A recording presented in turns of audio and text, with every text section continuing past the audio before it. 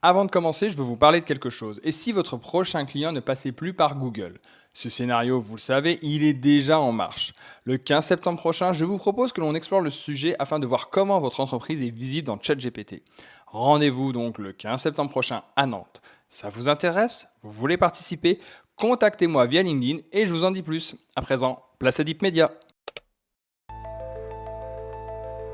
Bienvenue dans Deep Media, le podcast qui décrypte les médias à l'ère du numérique. Je suis Julien Bougeot, consultant en social media, IA générative et formateur depuis plusieurs années. Mais avant tout, je suis un passionné et curieux de l'univers médiatique depuis plus de 15 ans. Pendant des années, les chaînes françaises ont joué à un drôle de jeu. Un candidat politique invité à 2h37 du matin pouvait compter autant dans les relevés de temps de parole qu'une intervention diffusée au journal de 20h. Juridiquement, c'était du pluralisme. Dans la réalité, c'était parfois surtout de la comptabilité. Cette semaine, l'Arcom a décidé de changer les règles. Désormais, les interventions diffusées entre minuit et 5h59 ne seront plus intégrées dans le calcul des temps de parole des personnalités politiques, et ce à partir d'octobre 2026.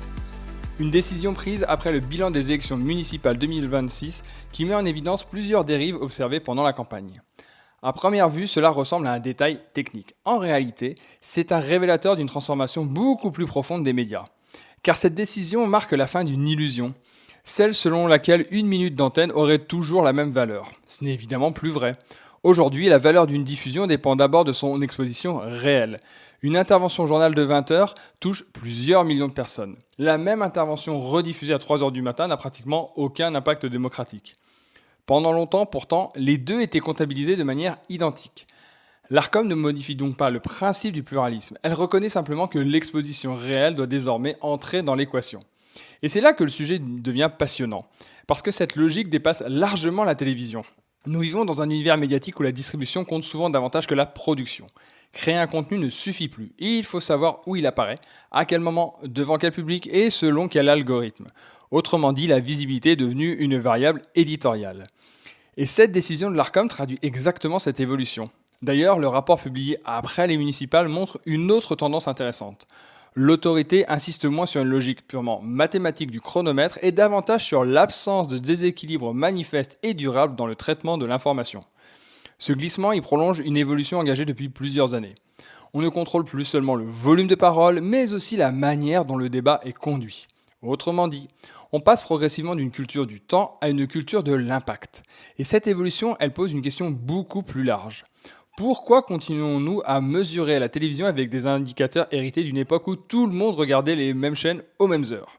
Aujourd'hui, une interview politique peut être vue en direct, puis découpée sur TikTok, commentée sur YouTube, résumée par une IA, reprise dans une newsletter ou intégrée dans une réponse de ChatGPT. Son influence dépasse très largement sa diffusion initiale. Demain, faudra-t-il encore mesurer uniquement le temps de parole ou faudra-t-il mesurer le temps réellement vu?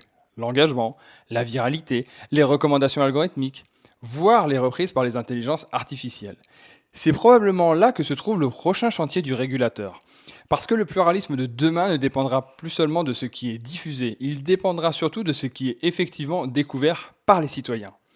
Et c'est une différence considérable, car à l'ère des plateformes et de l'IA, la bataille ne se joue plus seulement sur le temps d'antenne, elle se joue sur l'attention.